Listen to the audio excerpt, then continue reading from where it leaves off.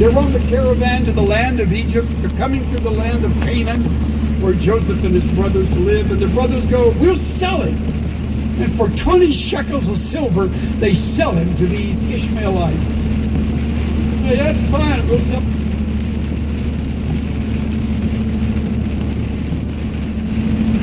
We'll sell him as a slave and make more money there. So they take him to Egypt. He doesn't deserve this. He doesn't deserve to be abandoned. Or as he puts it a little later in his story, chapter 40, verse 15, he was kidnapped. So what is a kidnap? They kidnapped him. It's called being a victim. 17-year-old kid, suddenly now in Egypt, doesn't even know what people were saying as they talk about how much they would pay for Joseph. Along comes a man named Potiphar. Potiphar is a high official in the land of Egypt. He answers to Pharaoh. He's in charge of Pharaoh's army, high-ranking individual. He needs help in his home. So he buys Joseph as a slave and decides that he'll put him in charge of some things around his house. So he took Joseph and brought him in his house. And wouldn't you know it, the Lord was with Joseph. And by now, Joseph is picking up the language and certainly knows what integrity and hard work are all about. So he proves himself faithful, and little by little, well, he's in charge of the whole household. Stay with the story.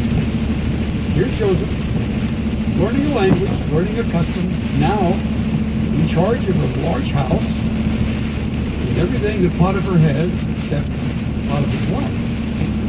She comes along with the package deal.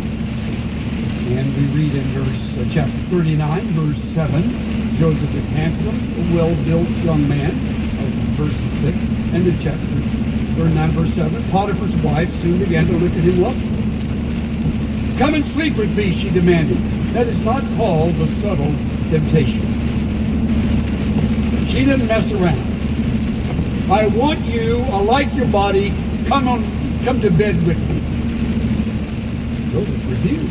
Look, he told her, my master trusts me with everything in his entire household. No one here has more authority than I do. He's held back nothing from me except you, because you are his wife. How could I, look at this integrity.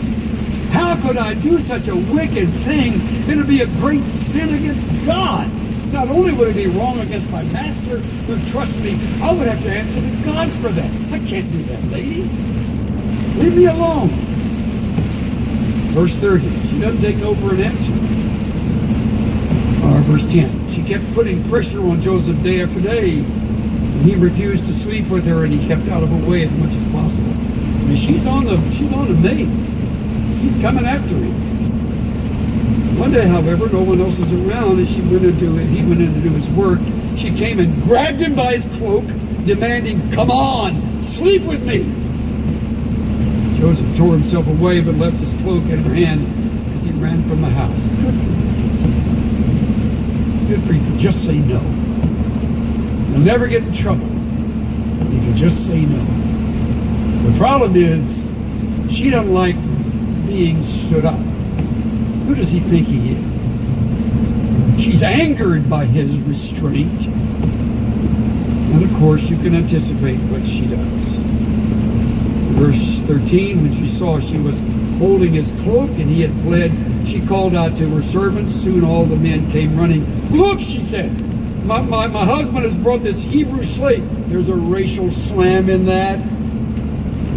He brought this Jew into our home to make fools of us. He came into my room to rape me. She screamed.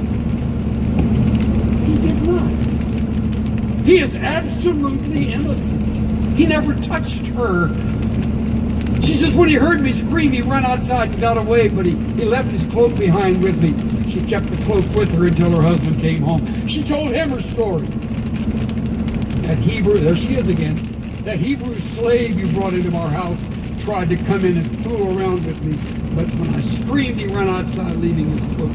Potiphar was furious. Stop the picture. He was a 17-year-old kid living relatively at ease with his dad and his brothers back in the land of Canaan. And before he could blink, he's sold into slavery, left into Egypt, hired by a man he'd never met before, trusted, does a great job, and the wife says he tried to rape her, and the next thing you know, the guy puts him in prison. Insult added to injury. And there he is. Verse 20, took Joseph and threw him into the prison where the king's prisoners were held, and there he remained. Listen carefully for a moment, because all of us tend to be a bit prejudiced against all people behind bars. Be careful about that. Be careful about that. You and I are very embarrassed, and we should be. I don't know how the judge feels about it when he gets exposed, but when people come to the surface and we all realize the truth that the person was not victim of that crime and never deserved 20 years in prison. Here's a classic example. And there he remained. We're not even told how long. Verse 21 begins with a great line. But the Lord was with Joseph in prison, showed him his faithful love. Oh. There's a slight little slit of light in this dark tunnel. Joseph realized this is no accident in God's eyes. He must have a plan. How good of God to remain here and faithfully show himself strong, and little by little, we read in verse 22, before long the warden put Joseph in charge of all the other prisoners and over everything that happened in the prison. The warden had no more worries because Joseph took care of everything. Why? Last verse, last sentence, the Lord was with him and caused everything he did to succeed. Isn't it interesting that the Lord never did silence Potiphar's wife? He never did appear to Potiphar in a dream and say, it's wrong accusation. The man said, he doesn't do that. He leaves it alone. He lets it go. He lets it go.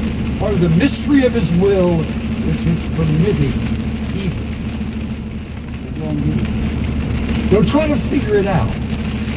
Another waste of time. There's a bigger picture you need to focus on. There you go. When a man makes please the Lord, he makes even his enemies to be at peace with him. Proverbs 16:7. Joseph. Next chapter, it gets a little bit convoluted. He meets two guys in prison. One is a cupbearer to the king. That doesn't mean he just drank wine with the king. It means that he checked the wine and the food before the king drank or ate to make sure it wasn't poisoned. Very responsible position. Apparently he had been unfaithful in his job, and the cupbearer was thrown into prison. Then there was a baker who was thrown into prison. That's a bad cake that leads a guy into prison. But here's a baker and a cupbearer, both in prison. Both of them have dreams. The cupbearer has a dream, and Joseph said, I know what that dream says. And the cupbearer wants to know what it means. He said, well, it means within 3 days, Pharaoh will lift you up and restore you to your position as the chief cupbearer. Verse 13. And notice the next sentence. And please, remember me and do me a favor when things go well for you. Mention me to Pharaoh so that he might let me out of this place. It's a terrible place to be. Furthermore, he doesn't add it here, but he doesn't deserve to be there. So remember me. When you get next to the king, just mention Joseph. That's all you got to do. He says, I was kidnapped from my homeland, the land of the Hebrews, and now I'm here in prison. I did nothing to deserve this. Now, when the chief baker saw that Joseph had given the first dream such a positive interpretation, he said to Joseph, I had a dream too. In my dream, there were 3 baskets of white pastry stacked on my head. Maybe that's why he was in prison. The top basket contained all kinds of pastries for Pharaoh, but the birds came and ate them from the basket on my head. Well, this is what the dream means, Joseph said. Your history. I'm sorry to cut to the chase when I say that. 3 baskets represent 3 days. 3 days from now, Pharaoh will lift you up and impale your body on a pole. Any other dreams? So Joseph tells the truth, and the baker's hung out to dry, but the cupbearer has got it made, exactly as he said. The baker is impaled and killed, and cupbearer is restored. End of chapter. Notice, but he forgot all about Joseph, never giving him another thought. How about that, man? Why wouldn't he remember? Look at the next verse. 2 full years later. 2 full years. He's in prison. He didn't deserve to be forgotten. You know, when he traces all this back in an unguarded moment, laying on that filthy cot there in that dungeon where he's in prison, he can remember what? A family of brothers. If it hadn't been for them, I wouldn't be here. He doesn't do that. He doesn't do that. In the mind of Joseph, there is a relationship with the living God that is so significant, none of the evil things happening to him blotted out. Hear me on this. It's a remarkable thing, but it's the background of grace. His relationship to God was greater than any of the punishment he was living with. His confidence in God's plan was broader, deeper, bigger than anything anyone had ever done to him. So 2 full years later, Pharaoh has a dream. And his own guys can't answer the dream, and Joseph does, and he says to him there's going to be famine in the land, and everybody is going to suffer for it. In fact, it's going to cut across territories. And not only here in Egypt, but it will be all around this area, including Canaan. Remember that. So Pharaoh goes, oh my, I would have never known that.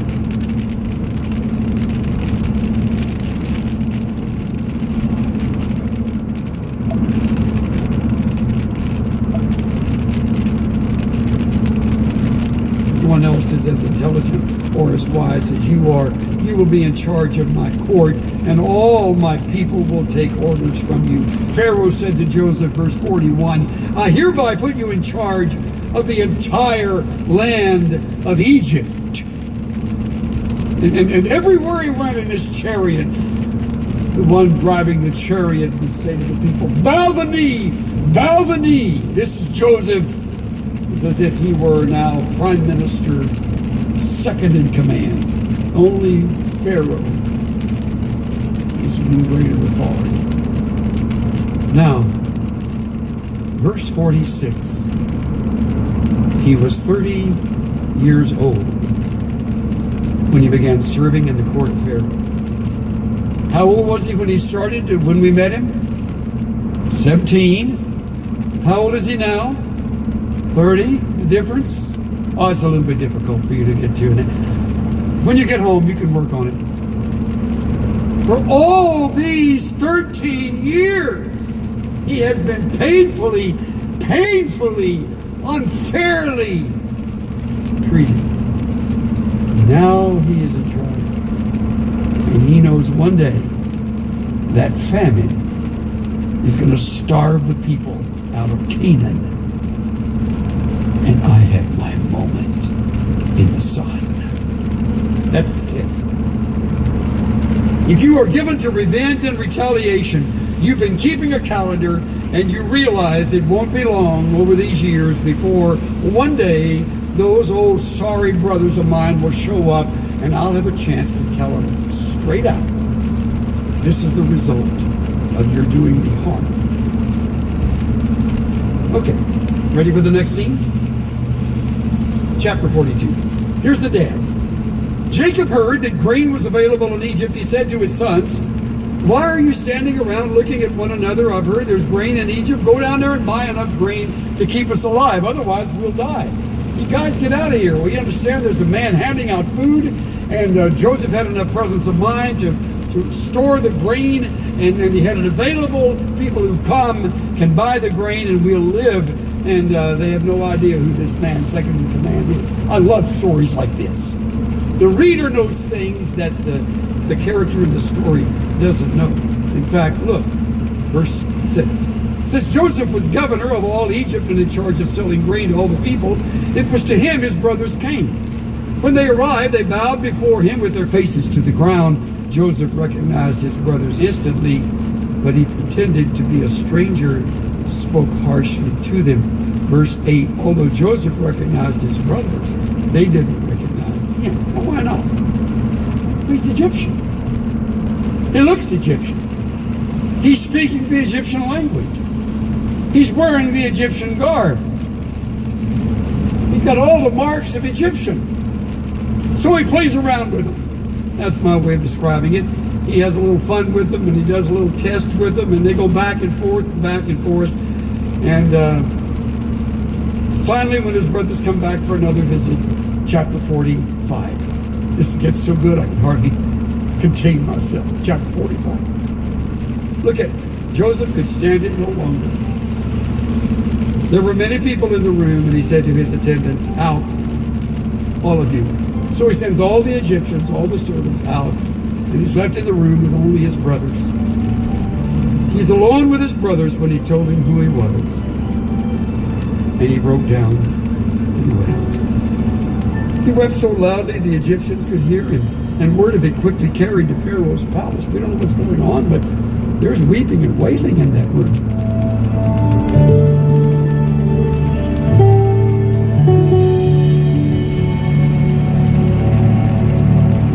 You're listening to Insight for Living.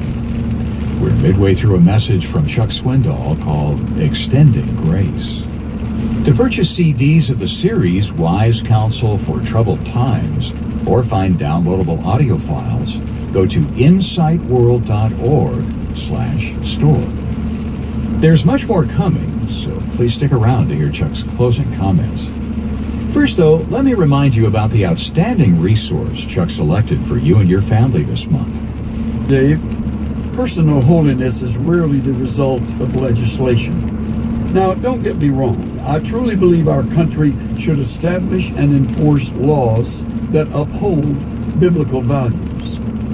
But genuine transformation in the heart sweeps across the country when Christians begin to think and act biblically.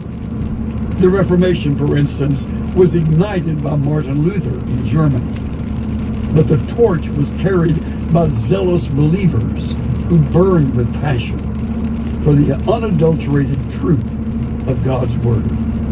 For that very reason, Insight for Living Ministries is fully devoted to making disciples and equipping listeners just like you to think biblically, so that you are prepared to act biblically in this culture with its back turned against God.